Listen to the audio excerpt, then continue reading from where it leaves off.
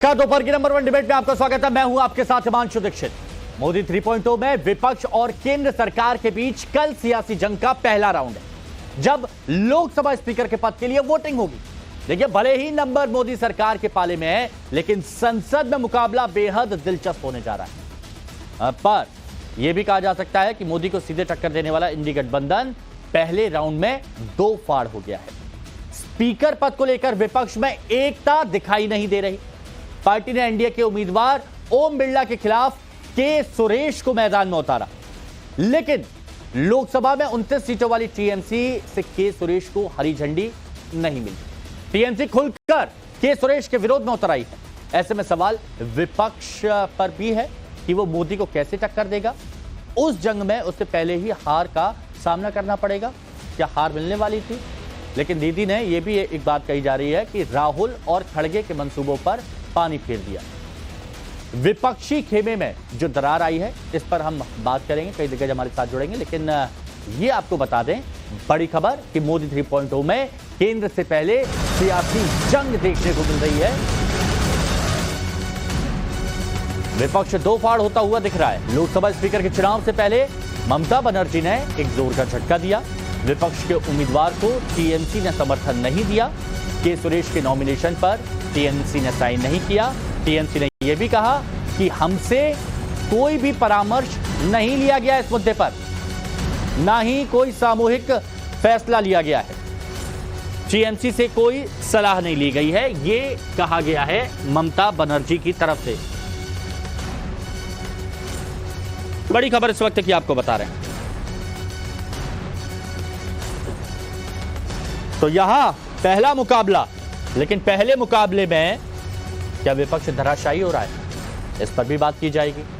आखिर क्यों, अगर गठबंधन के साथ चुनाव लड़ा तो फिर क्यों नहीं सबको एकजुट रखा गया?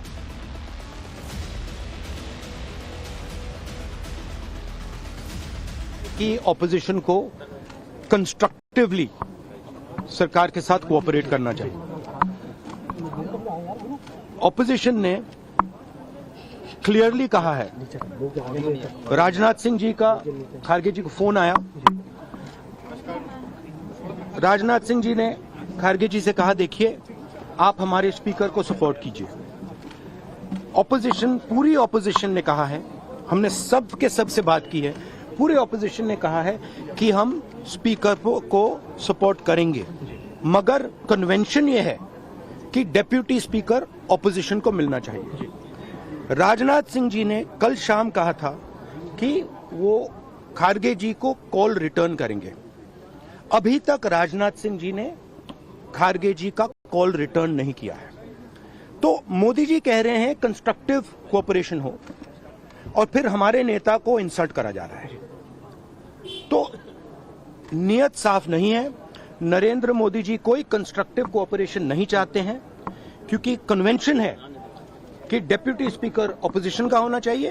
और हमने कहा है, पूरे ऑपोजिशन ने कहा है कि अगर कन्वेंशन फॉलो किया जाएगा तो पूरा समर्थन स्पीकर के इलेक्शन में हम देंगे।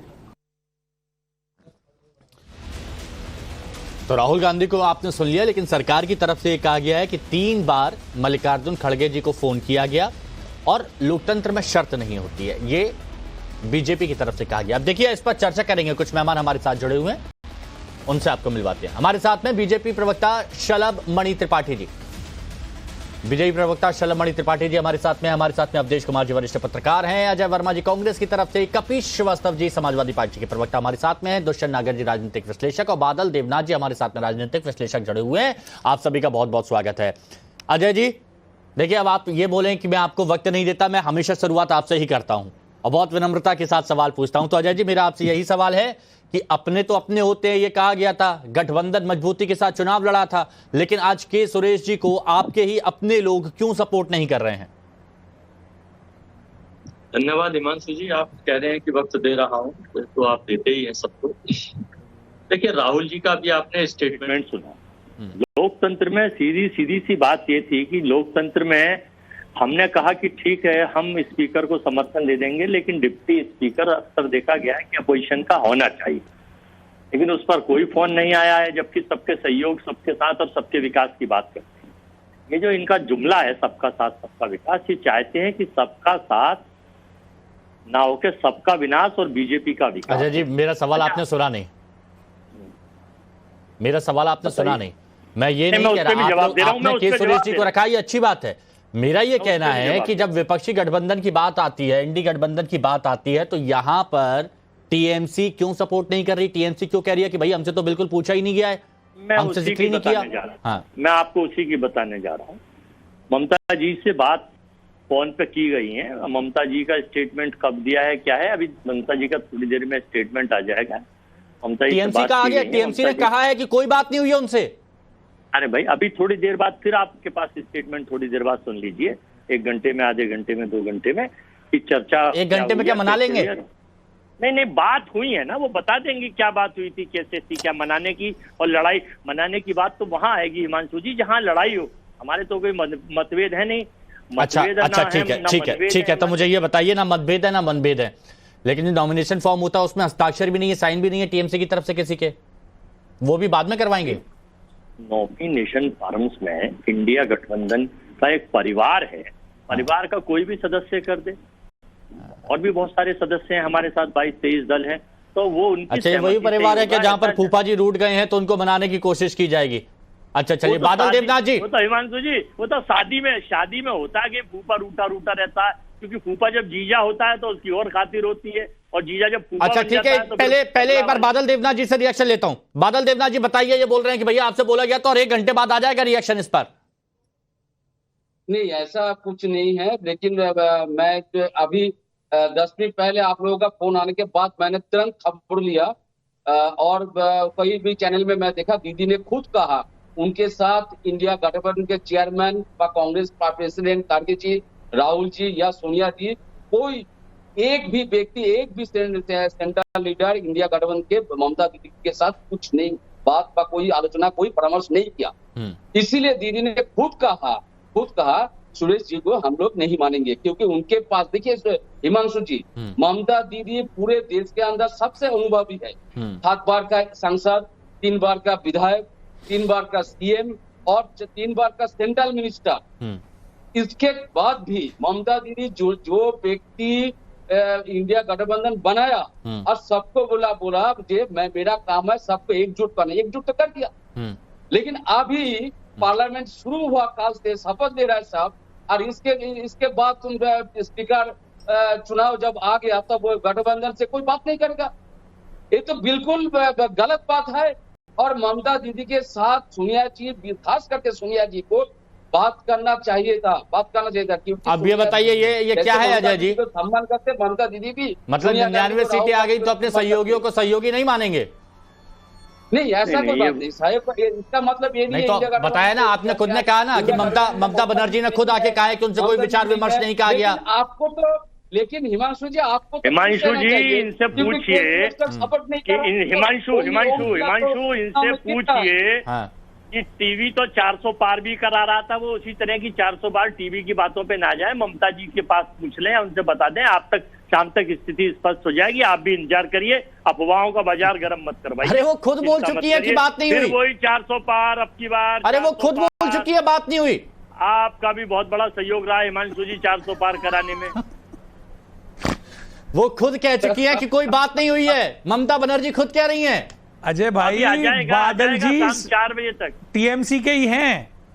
अजय भाई, बादल देवनाथ जी टीएमसी के ही लीडर हैं, और ये विषय गंभीर है, इसे हल्के में नहीं लिया जा सकता। अच्छा, इस पर बात करेंगे, लेकिन एक बड़ी खबर यहां पर ले लेते हैं। लोकसभा स्पीकर पर संसदीय कार्य मंत्री किरण रिजिजू का भी बयान आया है, और वो कह रहे हैं कि विपक्ष का चुनाव लड़ना शर्मनाक है, विपक्ष को शर्त नहीं लगाना चाहिए थी। ये भी किरण रिजिजू की तरफ से कहा गया है। स्पीकर पूरे सदन का होता है, ये किरण रिजिजू की तरफ से कहा गया है। हमने सबसे बात किया है, कल से हम बात किए हैं, आज भी हमारे अपोजिशन के जितने फ्लोर लीडर्स हैं सबसे बात किए हैं। स्पीकर का पद को लेकर के आज तक चुनाव नहीं हुआ, और स्पीकर किसी एक पार्टी का नहीं होता है। स्पीकर पूरा सदन का संचालन करने के लिए एक सर्वसम्मति से बनाया जाता है। कांग्रेस पार्टी ने अगर स्पीकर पद को चुनौती देने के लिए नामांकन पत्र बढ़ाया है, तो ये अफसोस की बात है, क्योंकि आज तक स्पीकर पद को लेकर के चुनाव नहीं हुआ है। चलिए ठीक है, ये तो यहां पर देख लिया जो बयान यहां पर सुनाया गया, लेकिन अब एक बार फिर से उसी मुद्दे पर वापस आते हैं। और मैं शलभमणि त्रिपाठी जी, जरा ये बताइए, राहुल गांधी जी भी कह रहे हैं कि भैया कोई फोन नहीं किया गया, हमारे अधिकार भी हमसे छीने जा रहे हैं, ये कोई बात होती है? उनको क्या जवाब देंगे? हिमांशु जी, भारतीय लोकतंत्र को, भारतीय संसदीय प्रणाली को, भारतीय संविधान को जितना शर्मसार करने का प्रयास कांग्रेस पार्टी ने किया है, अब तक किसी ने नहीं किया। आप जरा देखिए, जिस प्रकार की परंपरा चली आ रही है, जिस प्रकार से होता है कि स्पीकर तो सभी के लिए होते हैं, आखिर आपको क्या जरूरत थी इस प्रकार की शर्त रखने की? आप दुनिया के सामने क्या संदेश देना चाहते हैं? और कांग्रेस पार्टी परंपरा की बात कर रही है। अटल जी, किस प्रकार से अटल जी की सरकार गिराई गई थी, ये कांग्रेस पार्टी के लोग ही थे। पूरी दुनिया देखकर कह रही थी कि अटल जी की सरकार किस प्रकार से गिराई गई, ये अपने आप में लोकतंत्र की हत्या हुई थी। आज कांग्रेस पार्टी परंपरा की बात कर रही है। आप प्रत्याशी उतार देते हैं, आप शर्त रख देते हैं, आप संविधान को लेकर पूरी दुनिया में एक माखौल उड़ाने की कोशिश करते हैं। आप शाहबानो प्रकरण में आप किस प्रकार से सुप्रीम कोर्ट का फैसला पार्लियामेंट के भीतर बदलते हैं, और आप बात कर रहे हैं परंपराओं की, आप बात कर रहे हैं संविधान की। आपने क्या किया था 50 साल पहले? आपने जूतों के तले रौंदने का प्रयास किया था लोगों के मौलिक अधिकारों को। अभी मैं पढ़ रहा था, राम स्वरूप जी हैं, उनकी काफी उम्र हो चुकी है, आप भी पढ़िएगा। राम स्वरूप जी कहते हैं कि वो एक साधारण से व्यापारी थे और उनको गिरफ्तार किया गया इमरजेंसी के दौरान, और इमरजेंसी के दौरान गिरफ्तार करके उनको हिसार जेल में रखा गया, और कीड़े जब पड़ जाते थे तब भोजन दिया जाता था। पेशाब करने वाले मटके में उनको पानी पीने को दिया जाता था। 1.5 करोड़ लोगों की पकड़ पकड़ के नसबंदी कराई गई। ये लोग संविधान की बात करते हैं। 1.5 करोड़ लोगों को पकड़ा गया, जबरदस्ती उनकी नसबंदी करा दी गई। तमाम सारे शिक्षकों को जेल भेज दिया गया, तमाम सारे छात्रों को जेल भेजा गया, युवाओं को जेल भेजा गया। इमरजेंसी के दौरान क्या हुआ और क्यों इमरजेंसी लगी? मुझे लगता है देश को यह सोचना चाहिए, जानना चाहिए कि इमरजेंसी लगी क्यों। क्योंकि इंदिरा गांधी जी चुनाव हार रही थी, बेईमानी से उन्होंने चुनाव जीता, बेईमानी की, बेईमानी करके चुनाव जीता।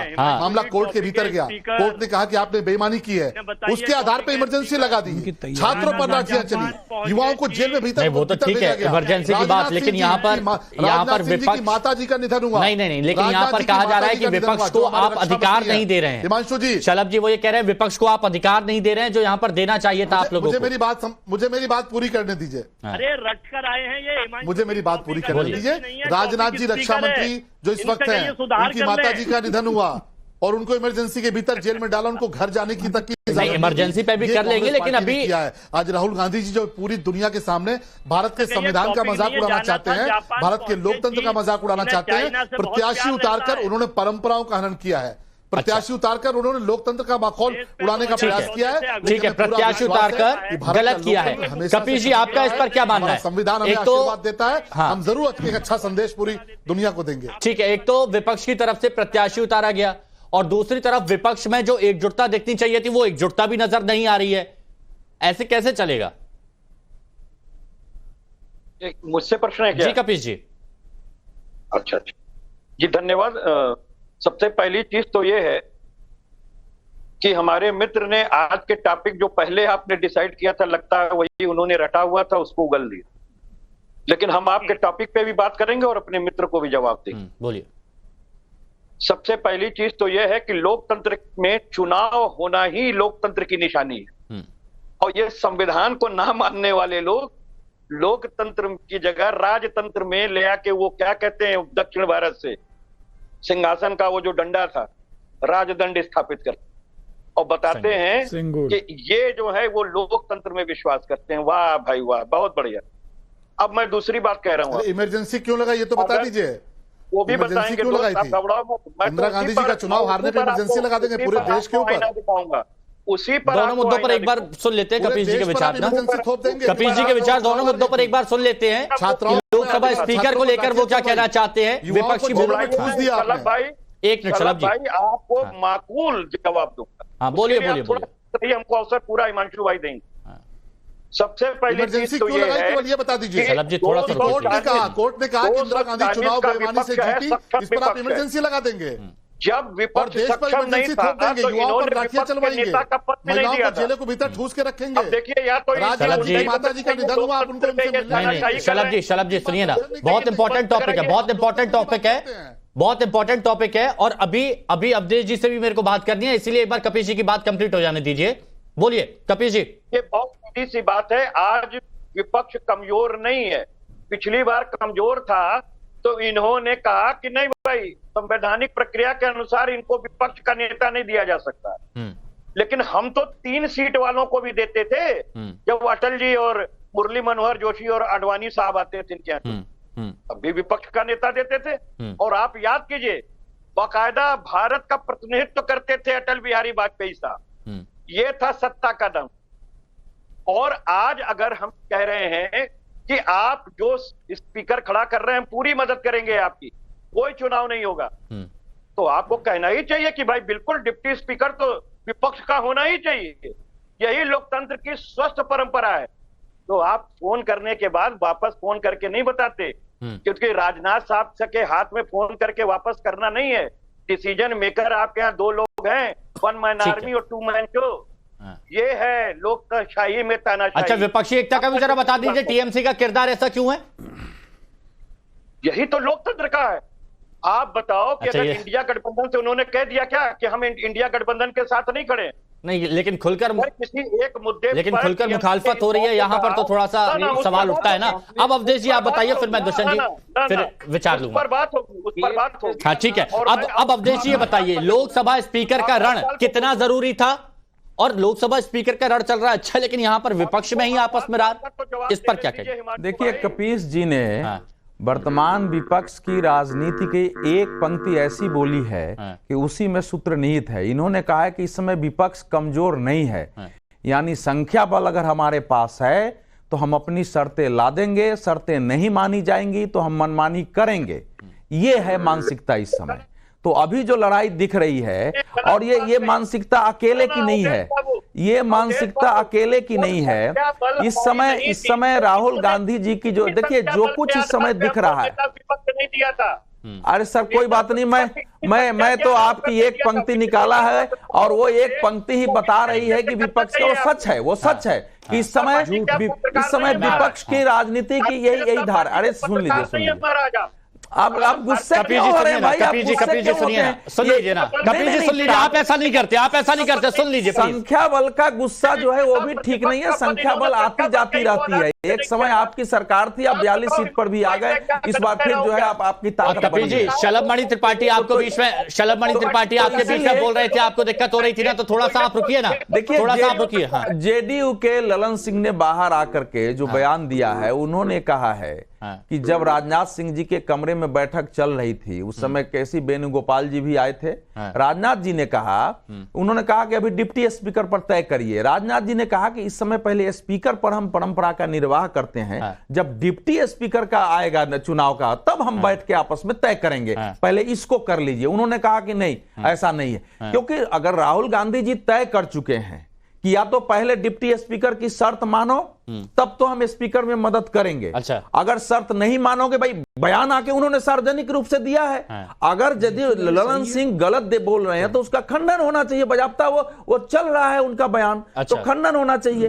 तो यही है कि एक ताकत की बदौलत प्रारंभिक दिन से, पहले दिन शपथ ग्रहण का था, उस दिन जरा शांति से गणेश भगवान की पूजा वगैरह करके जरा विघ्न दूर करना चाहिए। उस दिन जो है संविधान का गुटका लहरा के सारे जैसे जिस प्रकार से प्रदर्शन कर रहे थे, आखिर पहले दिन किसके विरोध में प्रदर्शन था, ये भी तो देखने की बात है। संविधान नहीं, सुनिए, इसमें जो कांग्रेस की राजनीति है, इस संविधान खत्म हो जाएगा, आरक्षण खत्म हो जाएगा, इसके नाम पर दलितों का हमको कुछ वोट मिला है।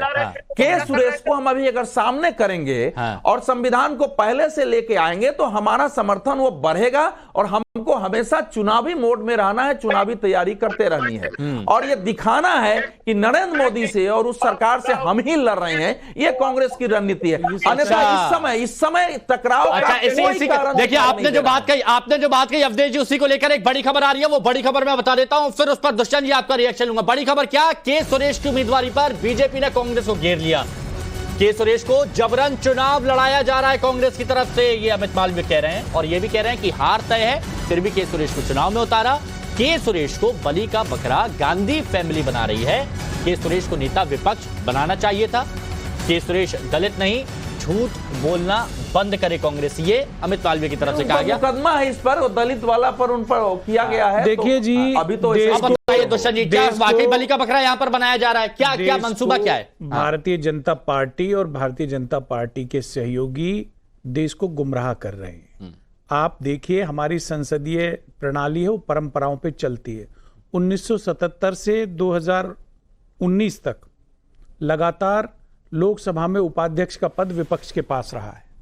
जी स्वेल से लगा के आप देखेंगे एक से एक बड़े नाम हैं। एम थम्बे दुरई, शिवराज पाटिल 90 में, सूरज भानजी, करिया मुंडा। तो आज भारतीय जनता पार्टी को क्या दिक्कत है? और मैं बताना चाहता हूं आपको, 1991 से 96 के बीच में ऐसी ही संख्या थी जो आज है। विपक्ष के पास इतने ही नंबर थे और सत्ता पक्ष के पास भी इतने ही नंबर थे। एस मल्लिकार्जुन जी साउथ से आते थे, भारतीय जनता पार्टी के सदस्य थे, उनको उपाध्यक्ष बनाया गया। तो आज आप विपक्ष को ना तो विपक्ष के नेता प्रतिपक्ष का दर्जा देना चाहते हैं, ना लोकसभा में आप डिप्टी स्पीकर देना चाहते हैं। आप बिरला जी को दोबारा बना रहे हैं ये दिखाने के लिए, विपक्ष को डराने के लिए, धमकाने के लिए, जिन्होंने रिकॉर्ड बनाया एक दिन में 96 सांसदों को जिन्होंने सस्पेंड किया। तो फिर संविधान ना लहराएं, उसके ऊपर से अवधेश जी यहां पे हमें धमकाते हैं कि आप तो ऐसा करना चाहते हो, वैसा करना चाहते हो। अवधेश अरे तो संसद में, अरे बिल्कुल इन्होंने बहुत इन्होंने लोकतांत्रिक बात कही है। संसद के अंदर क्या संविधान को नहीं ले जाया जा सकता? इसका चश्मा है ये। आप एक बार बताइए, देश के अंदर संविधान से बड़ा पवित्र क्या चीज हो सकती है? संविधान पवित्र है जो आम आदमी को शक्ति देता है। अगर उसको राहुल जी संसद में लहरा रहे हैं तो अवधेश जी को दिक्कत है। अच्छा ठीक है, मैं सिंगल लगाना, इसका जवाब मैं लूंगा। आपने लगा लिया, किसी ने रोका आपको? सुनिए ना, इसका जवाब मैं लेकिन दुष्यंत जी मेरे को ये बता दीजिए, आपके पास संख्या बल नहीं है, आपके पास संख्या बल नहीं है, आपने बाकी के सहयोगियों को साथ में नहीं लिया, टीएमसी को इग्नोर क्यों किया इसमें, ये बताइए। टीएमसी को करना चाहिए। मैं बादल देवनाथ जी के साथ हूं, दीदी के साथ हूं। ये कांग्रेस की गलती है? बिल्कुल गलती है विपक्ष की। क्योंकि राहुल गांधी कह रहे हैं हमने बात की है, ममता बनर्जी कह रही, नहीं सुनिए ना, राहुल गांधी कह रहे बनाने के लिए, दुष्यंत जी सुनिए ना, राहुल गांधी कह रहे हैं कि हमने सभी सहयोगियों से बात करी है, सभी सहयोगियों से बात करी है, टीएमसी क्लियर कह रही है नहीं की है। वैसे तो क्या राहुल गांधी झूठ बोल रहे हैं? देखिए, नहीं, राहुल गांधी जी झूठ नहीं बोलते। हमारे जो कांग्रेस के प्रतिनिधि हैं, अजय वर्मा जी देश के बड़े लीडर हैं, इन्होंने जो कहा है उस बात में भी सच्चाई होगी। घंटे भर में जवाब आएगा और दीदी समर्थन करेंगी। लेकिन मैं ये कहना चाहता हूं विपक्ष के सभी दलों से कि दीदी का योगदान देश में लोकतंत्र को मजबूत करने में अतुलनीय रहा है। विपक्ष को इकट्ठा करने में दीदी का बड़ा योगदान रहा है। तो किसी भी तरीके से मतलब दीदी के बिना आगे बढ़ने का प्रयास नहीं होना चाहिए। दीदी को विश्वास में लिया जाना चाहिए। अच्छा, जवाब दीजिए अवधेश जी, जवाब दीजिए। आप पर बड़े आरोप लगे हैं यहाँ पर। नहीं, हमारे मित्र हैं, या इनका काम है, ये आरोप लगा सकते हैं। मैंने इनके बीच में इसलिए नहीं बोला कि ये बीच में नहीं बोलते हैं। जिस चीज का सम्मान करते हैं उसको हाथ में सिर पर कैसे उठाते हैं उसका एक तरीका होता है। अगर आपने उसको माना है तो हाथ में उठा करके संविधान को इस प्रकार से लहराने से संविधान का सम्मान नहीं होता है। कल संविधान वहां रौदा नहीं जा रहा था और पश्चिम बंगाल में चुनाव के बाद भारतीय जनता पार्टी के कार्यकर्ताओं और समर्थकों की शामत आई हुई है। कोई पार्टी उठाने के लिए तैयार नहीं है। बीजेपी भी उसको नहीं उठा रही है। कहीं दूसरे के घरों में छिपे हुए हैं, कहीं बीजेपी ऑफिस में फिर छिपे हुए हैं, कुछ लोगों ने अपना घर छोड़ दिया है, कहां चले गए हैं। वो संविधान की सबसे बड़ी रक्षा इस समय वेस्ट बंगाल में हो रही है। ये इतना बड़ा कि चुनाव में अगर किसी ने विरोध में वोट दो दिया है तो उसको अपने घर में, अपने दुकान में रहने का अधिकार नहीं है। और हजारों की संख्या में लोग अपना जगह छोड़कर चल रहे हैं। एक युद्ध चल रहा है, लोगों के घरों पर हमले हो रहे हैं, लोगों के सिर फोड़े जा रहे हैं और वो स्थिति वहां बनी हुई है। वहां कोई एक दिन की स्थिति नहीं है वहां। तो ये स्थिति जब संविधान की दूसरी बात जो ये कह रहे हैं, देखिए ऐसा है, के सुरेश पर तो एक है ना, उन पर आरोप लगा है कि वो दलित नहीं है। वो मामला अभी चल रहा है, वो स्पष्ट होगा तो मैं बोलूंगा, उस पर कुछ नहीं है। लेकिन इस समय कांग्रेस ने उनको एक दलित चेहरे के रूप में इसीलिए लाया है कि अभी तक जो बीजेपी को दलितों आदिवासियों का वोट मिलता रहा, इनको आगे करके लड़ाएंगे, चेहरा रखेंगे तो वो होगा और कोई कारण उसका नहीं हो सकता है। सुनिए, व्यक्ति पर मैं नहीं बोल सकता हूं ओम बिरला अच्छे हैं, उस पर मेरा मत नहीं है। मेरा इतना ही कहना है कि ये जिद पहले ही करना कि नहीं, हमको पहले डिप्टी स्पीकर पर आप वचन दीजिए, अच्छा। तभी हम आपके अध्यक्ष का समर्थन करेंगे। ये भी पहले नहीं हुआ था। जो अजय कुछ जी, नहीं, अजय जी। जिनका उदाहरण दिया ना इन्होंने सरकारों का, उस समय किसी सरकार ने भी किसी विपक्ष ने सरकार के सामने शर्त नहीं रखी थी ये कहने के लिए कि नहीं हम अध्यक्ष में कर रहे हैं, आप करिए ही। बताइए अजय जी, बताइए अजय जी, बताइए। नहीं कहा है कि हम उपाध्यक्ष पद आपको नहीं दे रहे हैं। यही बात बीजेपी ने कहा है कि शर्त गलत है, शर्त नहीं होती कोई। हिमांशु जी, कलम के सिपाही अगर सो गए तो सियासत के ये ताज बतन बेच देंगे, सियासत के ये ताज बतन बेच देंगे। मैं ये कहना चाहता हूँ हिमांशु ये चलेगा इनका। भाई अवधेश जी तो वरिष्ठ पत्रकार हैं, है तो आप तो कलम बिकवा ही देते हो हर चैनल, हर डिबेट में। हजूर मैं ये कह रहा हूँ कि कमिटमेंट, पॉलिटिक्स में कमिटमेंट होता है। भाजपा ने कोई कमिटमेंट नहीं करा और पिछले 10 साल में देश की जनता ने, देश के व्यापारियों ने कमिटमेंट देखा था कि कमिटमेंट 15 लाख रुपए का भी था, 2 करोड़ नौकरी का भी था। फिर बता दिया जाता है। तो फाइनल सुन लीजिए, चुने हुए मुख्यमंत्री को उठा के जेल भेज देंगे और अपने पूर्व मुख्यमंत्री येदियुरप्पा पे जब सेक्स का मैटर आएगा तो जमानत देकर उनको सिक्योरिटी भी दे देंगे। ये दोहरी नीति नहीं चलेगी लोकतंत्र में। दोनों आंखों से मेरे को ये बताइए, दूध निकालिए। अच्छा अजय जी ये बताइए, पानी निकालिए। अजय जी जो किरण रिजिजू यहाँ कह रहे हैं, किरण रिजिजू की तरफ से कहा गया कि बलि का बकरा बनाया जा रहा है, हार तय है फिर भी चुनाव में उतारा गया है, इसके पीछे तो इसका देखिए पॉलिटिकल एजेंडा है किरण रिजिजू और भाजपा का, अमित मालवीय का। झूठ की मशीन है इनका आईटी सेल, पूरा देश जानता है, पायरेटेड सीडी और वीडियो बनाने के लिए। और कुछ भी स्टेटमेंट दे देंगे, शाम को बदल देंगे। अच्छा, लेकिन दुष्यंत जी जो कह रहे हैं वो तो गलत नहीं है ना कि टीएमसी कमिटमेंट की जो आपने बात की, तो अपने साथियों के साथ भी आपका कमिटमेंट होना चाहिए था, वो कमिटमेंट भी आप लोग नहीं निभा पाए हैं। रोज बोलो, सुबह बोलो, जोर से बोलो, तेज बोलो, झूठ बोलो। अरे अजय जी वो तो ठीक है, मेरी बात तो सुनिए, मैं क्या कह रहा हूं। दुष्यंत जी ने जो बात उठाया वो भी वैलिड पॉइंट है ना, कि कमिटमेंट तो आपका भी अपने साथियों के साथ था। दीदी से हमारे ना तो कोई मतभेद है और कहीं कोई दिक्कत नहीं है, कंटिन्यूएशन में वार्ता है और सारी चीजें ठीक होंगी। थोड़ी देर के लिए भाजपा के आईटी सेल का प्रचार तंत्र इस काम में लगा हुआ, बीजेपी का प्रचार तंत्र, शलभमणि त्रिपाठी जी, बीजेपी का प्रचार तंत्र इतना ज्यादा एक्टिव है कि टीएमसी, मतलब ममता बनर्जी खुद कहती है कि हमसे कोई बात नहीं की गई, उनको कैसे बना लिया ऐसे बयान देने के लिए बीजेपी के लोग। देखिए, कांग्रेस की आदत रही है हिमांशु जी, कांग्रेस की ये फितरत रही है कि जब किसी हकीकत से झुठलाना हो तो बीजेपी के आईटी सेल का चर्चा कर लो। बाबा साहब भीमराव अंबेडकर जी का सबसे ज्यादा अपमान कांग्रेस पार्टी ने किया कि नहीं किया? बाबा साहब को चुनाव हरवाया कि नहीं हरवाया? क्या ये इतिहासों में नहीं है? क्या ये किताबों में नहीं है? आप इसको बीजेपी के आईटी सेल की बात कर लीजिए। तो हाँ, ये सच्चाई हम लेकर आते हैं कि बाबा साहब का सबसे ज्यादा अपमान किसी ने किया? कांग्रेस पार्टी ने किया। बाबा साहब को चुनाव हरवाने का काम किसी ने किया? कांग्रेस पार्टी ने किया। बाबा साहब को भारत रत्न तो छोड़िए, उनकी तस्वीर भी वहां पर पार्लियामेंट के सेंट्रल हॉल में नहीं लगनी चाहिए, कांग्रेस पार्टी ने किया। कोई ऐसा मौका नहीं छोड़ा कि बाबा साहब को अपमानित नहीं करें। आज संविधान की प्रति लेकर घूम रहे हैं। ये वो लोग हैं कि कल बाबा साहब को अपमानित किया था, आज सुरेश जी को आगे कर दिया। नहीं, लेकिन आप पर यह आरोप लगता है कि आप लोग विपक्ष को साथ लेकर नहीं चलते, आप लोग विपक्ष को साथ लेकर नहीं चलते, विपक्ष का जो हक है वो उनको उनसे छीन लेते हैं आप।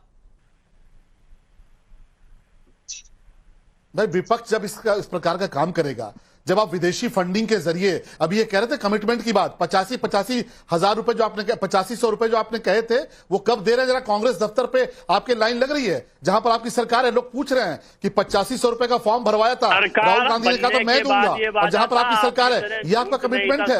कमिटमेंट ये है कि आप अभी तक ममता दीदी से अभी तक आपने बात तक नहीं की, ये आपका कमिटमेंट है। केवल एक व्यक्ति को लॉन्च करने के लिए, राहुल गांधी को लॉन्च करने के लिए पिछले 30 सालों से लड़ रहे हैं और लॉन्च अभी भी नहीं कर पाए। 99 सीट कांग्रेस पार्टी क्रॉस नहीं कर पाई, 99 पे जाके अटक गया। पूरा का पूरा विपक्ष लड़ा, तब भी भारतीय जनता पार्टी के अकेले से नीचे है। ये माफ कर दिया आपने 2 लाख के कर्जे का वादा जो कर्नाटक 8500 रुपए कब दे रहे ये तो बता दीजिए। कमिटमेंट आपने किया था 8500 रुपए का कि 8500 रुपए देंगे कांग्रेस पार्टी की, जहां पे सरकारें वहां पर लाइन लग रही है, वो भी बताइए। केवल हिमांशु जी, राहुल गांधी की, लेकिन वो जो खटाखट जो बोला था ना, महिलाएं खटाखट, उस पर भरोसा, महिलाएं इंतजार कर रही है, अभी देंगे देश के संविधान की ऐसी तैसी कर देंगे। कांग्रेस का ये स्वार्थ है कि केवल राहुल गांधी को लॉन्च करना है। ठीक है, राहुल गांधी जी मुद्दे पे आ जाता हूं, अजय जी वापस मुद्दे पे आता हूं, क्योंकि आप भी उधर उधर की बात करेंगे तो शलभ जी भी आपको वहीं ले जाएंगे। बना के भेज दे महिलाओं को, तो इसका ठेका हमारे पास नहीं है। किसको महिला बीजेपी भेजती है? अरे इनकी भेजी हुई महिला है, ये पूरे देश में चर्चा है।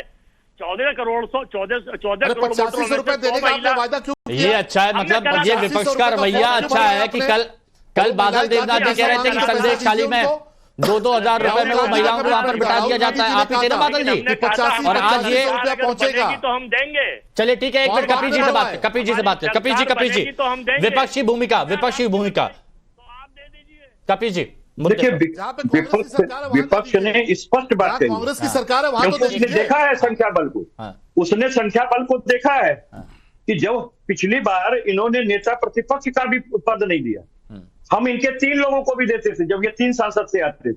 हमने तो आपको सब कुछ बताया, इनके अंदर लोकतांत्रात्मक डीएनए है ही नहीं है। ये लोग वो हैं जो 53 साल 54 साल के बाद जो है वो देश का झंडा लगाते हैं, कहते हैं तो अधिनायकवादी झंडा है। इमरजेंसी क्यों लगाई? गजब के लोग, इमरजेंसी में डीएनए था कि देश गीत और देश गान का अपमान करने वाले ये लोग हैं, चुनाव हारने पे इमरजेंसी अंग्रेजों का साथ देने वाले लोग हैं। कब से संविधान का इंदिरा गांधी जी के संविधान चुनाव हाथ में बेईमानी से लेके जीतने पर आना इमरजेंसी लगा संसद देंगे। में इनके लिए बड़ा गैर लोकतांत्रिक लग रहा है। अरे आप भी लेके आओ ना, प्रधानमंत्री जी इमरजेंसी लगाने वाले लोकतंत्र की बात से नमन करेंगे। कर रहे थे और उसके बाद छात्रों को महाराष्ट्र भूतों में तले रोकने सरकार वाले गिरा रहे थे। लोकतंत्र की बात महाराष्ट्र में करेंगे। किसने सरकार गिराई? महाराष्ट्र में किसने सरकार गिराई? और सुप्रीम कोर्ट के संवैधानिक पीठ ने इस बात को कहा कि यह गैर संवैधानिक कृत है। संवैधानिक पीठ नहीं, सर्वोच्च न्यायालय के ये चुनावी चंदे का जो धंधा लगाया था आपने, उसको भी कहा कि यह गैर संवैधानिक कृत्य है। कपिल जी इधर-उधर जा रहे हैं। कपिल जी सुनिए ना, कपिल जी इधर-उधर जा रहे हैं। इस मुद्दे पर, के सुरेश जी के मुद्दे पर मैं चाहता हूं कि विपक्ष कैसे अब एकजुटता से सामना करेगा। अभी तो एकजुटता नहीं दिख रही है, लेकिन आगे एकजुटता आएगी तो कैसे आएगी? मैं बहुत स्पष्ट आपको कह रहा हूं, वर्मा जी 1 मिनट रुक जाएं। मैं बहुत स्पष्ट आपसे कह रहा हूं कि जब चुनाव होगा तो विपक्ष पूरी तरीके से अपने जो हम डिप्टी स्पीकर के पद पे जिस व्यक्ति को लेकर आएंगे उसका साथ देंगे। और आपको एक बात और कह रहे हैं, शलभ मरी जी कह रहे थे कि दलितों का कांग्रेस बड़ा अपमान करती है। अरे महाराज, आज तक एक दलित आपने बनाया था अपना राष्ट्रीय अध्यक्ष, उसको भी फंसवा दिया आपने घूसखोरी में। और दूसरा, आज तक आरएसएस में क्यों नहीं बना? और तीसरा, आपके नेता दलितों के सर पर पेशाब करवाते हैं मध्य प्रदेश में, और वहां पर क्या कार्रवाई हुई थी वो देखिए। आप ऐसा मत बोलिए कि नहीं पेशाब का इंजेक्शन लगाया जाता है दलितों का, और ये चले हैं दलित सम्मान और अपमान की। बादल देवनाथ जी सुनिए ना, जहां आउट ऑफ ट्रैक होंगे वापस ट्रैक पे ले आऊंगा। बादल देवनाथ जी अब बताइए, ये आप इंटैक्ट हैं, आप मजबूती के साथ आगे बढ़ेंगे कि नहीं बढ़ेंगे? क्योंकि ये तो अभी की बात थी, आगे बहुत सारी बातें ऐसी भी आएंगी जहां पर अगर विरोध करना होगा सरकार का किसी मुद्दे पर तो आपको साथ में रहना होगा, आपको दिखाना होगा कि रार नहीं है, फूट नहीं है, हम खड़े हैं कंधे से कंधा मिला के। देखिए हिमांशु जी, एक बात तो साफ हो गया कि सुरेश जी को दीदी ने सपोर्ट नहीं किया। हाँ। मतलब पार्टी ने सपोर्ट नहीं किया। ठीक है। दूसरा बात है, जब सपोर्ट नहीं किया तो कल पार्लियामेंट में जब चुनाव होगा तब क्या रिजल्ट होगा वो भी आपको पता चल गया और सबको पता चल गया। नहीं करेंगे सपोर्ट, ठीक है, स्पष्ट है, यानी है ना, क्लियर है। नहीं, मैं इससे ज्यादा नहीं बोलूंगा। ठीक है, हाँ, समझते आपकी मजबूरी। हाँ। लेकिन आप लोग राजनीति करते, जो लोग डिबेट में है सब लोग आप राजनीति करते, आपको पहले से पता चलना चाहिए जो इंडिया गठबंधन को एकजुट रखना, तो मजबूत रखने के लिए क्या क्या करना नहीं करना चाहिए, क्या करना चाहिए, ये सबको जानना चाहिए। लेकिन पॉलिटिक्स में आप पॉलिटिक्स करेंगे लेकिन किसी के साथ बात नहीं करेंगे। मैं आप अच्छा, ये अजय जी के लिए बोल रहे हैं क्या आप? अच्छा, ये कांग्रेस के अजय जी के लिए बोल रहे हैं? नहीं, अवधेश जी के लिए बोल रहे हैं। अवधेश जी के लिए वो बोल रहे हैं कि अपनी पॉलिटिक्स के चक्कर में सबको साथ नहीं रखेंगे। ये कांग्रेस पर आप पर निशाना है सीधे। इनको अजय केवल अवधेश ही दिखाई देते हैं। प्रवक्ता को मैं कह रहा हूँ, रिक्वेस्ट कर रहा हूँ, उनको एक बार पूछिए अखिलेश भाई से बात हुआ राहुल जी का, पूछ लीजिए, एक बार पूछ लीजिए। अच्छा, चलिए बता दीजिए कपिल जी, अखिलेश जी से बात हुई है क्या के सुरेश जी के मुद्दे पर? बात जब के साथ नहीं होता है। देखिए, बहुत स्पष्ट चीजें हैं। बादल जी, आपका सवाल मैंने पूछ लिया, आपका सवाल पूछ लिया। बादल दा सवाल पूछ लिया आपका। बात हुई, जिनसे बात हुई या जिनसे बात नहीं हुई, जिनसे नहीं हुई उसके नेता अपनी बात रख रहे हैं, जिनसे हुई वो साथ खड़े हैं। हम आपको कह रहे हैं, मतलब आप भी मान रहे हैं ना कि यहाँ पर टीएमसी को इग्नोर किया गया है? आप भी मान रहे हैं ना? मैं बार बार कह रहा हूं, नहीं, राहुल गांधी जी अगर कोई बात कह रहे हैं और ममता जी कोई बात कह रही है तो हम दोनों कोई गलत नहीं कह सकते। हाँ, ये जरूर कर सकते हैं, क्योंकि हम देखिए कहीं ना कहीं मिड में दोनों के हैं। और हम समाजवादी पार्टी अपनी लोकतांत्रिक भूमिका विपक्ष के प्रति निभाएगी। जिसकी जो कमी होगी उस कमी को दूर किया जाएगा। लेकिन इतना मैं निश्चित कह सकता हूँ कि बादल जी, एक मिनट रुकिए, आपकी आवाज इंटरप्ट हो रही है, रुकिए। मैं समाजवादी पार्टी जितना कांग्रेस से संबंधित है, उससे कहीं ज्यादा वो तृणमूल कांग्रेस से भी संबंधित है। हम इसमें अपनी लोकतांत्रिक मूल्यों को स्थापित करने के लिए दोनों के बीच में सामंजस्य बैठाएंगे। और साथ ही साथ आपको इस बात को कह रहे हैं कि जो भी उपाध्यक्ष पद होगा वो विपक्ष को आएगा। ये मालवीय साहब तो ये आपने अपनी बात कर दी। हाँ, बताइए अजय जी, आप पर आरोप थे बादल देवनाथ जी की नाराजगी कांग्रेस से थी, बताइए। देखिए, बादल जी सम्मानित राजनीतिक विश्लेषक हैं, विचारधारा इनकी टीएमसी की है। मैं इनसे अनुरोध करूंगा कि टीएमसी के अधिकृत से पूछ के आए या दीदी से पूछ के आए तो पता चल जाएगा शाम तक। अरे जब दीदी खुद ही बोल रही है, अनुरोध के साथ बता रहा हूँ। आज जो कह रहे हैं ठीक है, जो ये कह रहे हैं इनकी अपनी विचारधारा है, अपनी सोच है, लोकतंत्र में आराधना स्वतंत्र है। लेकिन हमारे यहाँ कोई फूट नहीं है। भाजपा के आईटी सेल फूट डालने की कोशिश करेगा। हमारे भाजपा की आईटी सेल आ गया, मतलब ममता बनर्जी अगर कोई फूट नहीं डलेगी। बादल देवनाथ जी, अगर ये कहा जा रहा है कि ये भाजपा का आईटी सेल है तो ये अपमान नहीं है आप लोगों का? नहीं, इसका नाम देना चाहिए। बताइए अवधेश जी, क्या है अगर किसी की नाराजगी सामने आ रही है तो वो नाराजगी को आप नजरअंदाज करते हुए कहते हैं ये भी बीजेपी का किया धरा है? वो तो कल अगर वो चुनाव, अगर के सुरेश कहेंगे कि हम चुनाव न लड़े, मान लीजिए, तो कहेंगे बीजेपी ने ही करवा दिया है। मुझे दो बातें कहनी है। पहली तो ये भी बात गलत है कि हर बार भी 1980 में और 1984 में लोकसभा में कोई विपक्ष का नेता नहीं था। आप विपक्ष के नेताओं की सूची देख लीजिए, अगर उतनी ही थी तो 1989 में चूंकि भारतीय जनता पार्टी 86 सीटों के साथ आई थी तो लाल कृष्ण आडवाणी को मिला था। उसके बाद बीजेपी को 119 सीटें थी तो अटल बिहारी वाजपेयी बने थे।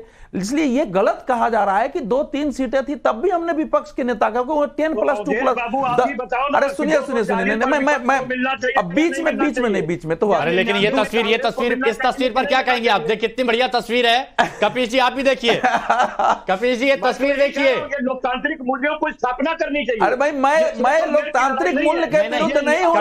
कपिल जी मूल्य यही नहीं है। अच्छा एक मिनट, अरे सुनिए ना प्लीज, नहीं वो नहीं। कपिल जी ये तस्वीर देखिए, अखिलेश जी जो हमेशा मुस्कुराते हुए रहते हैं, यहाँ पर भी कितनी अच्छी मुस्कुराहट है उनकी। और साथ में ओम बिरला जी के साथ मेरे ख्याल से शायद लंच कर रहे हैं। वो आपका तो वोट कहीं नहीं, ये संसद की कैंटीन दिख रहा है। एक बात बहुत स्पष्ट है कि समाजवादी पार्टी लोकतांत्रिक मूल्यों को स्थापित करती है और शत्रुता नहीं निभाती है। बात हम प्रतिपक्ष को मान सकते हैं। अरे मैं हम अपना दुश्मन नहीं मानते। इस तस्वीर पर मैं कुछ पूछ रहा हूँ आपसे कपिल जी इस तस्वीर पर तो बता रहे हैं। वो ठीक है आपकी बात, लेकिन समाजवादी पार्टी की बदौलत कांग्रेस ने वहां सीट जीती है। समाजवादी पार्टी तो कहीं दिखती ही नहीं है। इतने सांसदों के साथ 37 सांसद हो गए, कहीं लीड नहीं है, कहीं कोई बैठक नहीं है। अध्यक्ष उपाध्यक्ष को लेकर समाजवादी पार्टी के अखिलेश जी का कोई बयान नहीं आ रहा है उस प्रकार से कि कांग्रेस फूट डालो, शासन। अरे सुनिए, फूट नहीं डालो। समाजवादी पार्टी में इस बात को लेकर असंतोष है कि कांग्रेस मेरे कारण जीती है। अच्छा अजय जी सब जगह सुनिए ना, इतने सांसद अजय जी ने अजय जी ये तस्वीर देखकर शायद कह रहे फूट डालो राजनीति करो। दर्शन जी अभी लेकिन तस्वीर आई थी बड़ी अच्छी लग रही थी, क्योंकि मैं तो जब भी अखिलेश जी को देखता हूँ पार्टी को तो विचार करना चाहिए कि मेरी बदौलत जीत के लोग गए हैं। दर्शन जी क्या कहेंगे? और मैं कहीं हूं ही नहीं। कल एक विजुअल और भी आया था, गिरिराज सिंह जी केसी वेणुगोपाल से गले लग रहे थे और बड़ी कान में बातें, बहुत अच्छे तरीके से बातचीत की थी वो। तो ये तो अच्छी चीज है, हम इनकी सराहना करते हैं। अभी भी जो तस्वीर आई है, आदरणीय अखिलेश जी के साथ में लोकसभा स्पीकर लंच कर रहे हैं। नहीं, लेकिन एक्चुअली वो क्या होता है कि जब फ्लाइट में आए थे, नीतीश आए थे, तेजस्वी आए थे और फिर साथ में बैठ गए थे तो बहुत सारे लोगों की कयासबाजी चल गई थी। तो यहाँ पर भी दर्शक कहीं ऐसा ना समझ ले कि भाई टीएमसी नाराज है यहाँ पर। अब आप एक बात बताइए, आदरणीय नीतीश जी और आदरणीय तेजस्वी जी एक साथ बैठ के आए तो कोई ऐसा तो हुआ नहीं कि नीतीश जी ने कोई पाला बदल लिया हो। तो ये तो परंपराएं हैं सर, ये तो निभाई जानी चाहिए। आपस में शत्रुतापूर्ण व्यवहार नहीं होना चाहिए। देखिए ये होता है व्यवहार, व्यवहार है, अच्छी बात वो है। तो केवल राहुल जी करते हैं ना। देखिए पहले भी प्रधानमंत्री के जो कार्यक्रम होते हैं उसमें मल्लिकार्जुन खड़गे गए हैं। राहुल गांधी जी इस समय एक आक्रामक जो है, शब्दों से हिंसक जो है वो राजनीति कर रहे हैं। वो हिंसा नहीं करते हैं, लेकिन उनके शब्द जो निकल रहे हैं असल में उनके सलाहकार जो इर्द गिर्द है ना, वो समस्या ज्यादा पैदा कर रहे हैं। बाकी देखिए अब मैं तो ये कह रहा हूं कि राहुल जी को ये सोचना होगा कि अगर टीएमसी बहुत गंभीरता के साथ ये बात बोल रही है कि साथ में नहीं लिया है तो क्यों नहीं लिया है, क्यों ममता बनर्जी ऐसा बोल रही हैं, साथ में लेना चाहिए था। हस्ताक्षर भी ममता बनर्जी या टीएमसी के होने चाहिए थे। खैर अब देखते हैं आगे कैसे एकजुटता यहां पर दिखाई जाती है। बहुत शुक्रिया सभी का।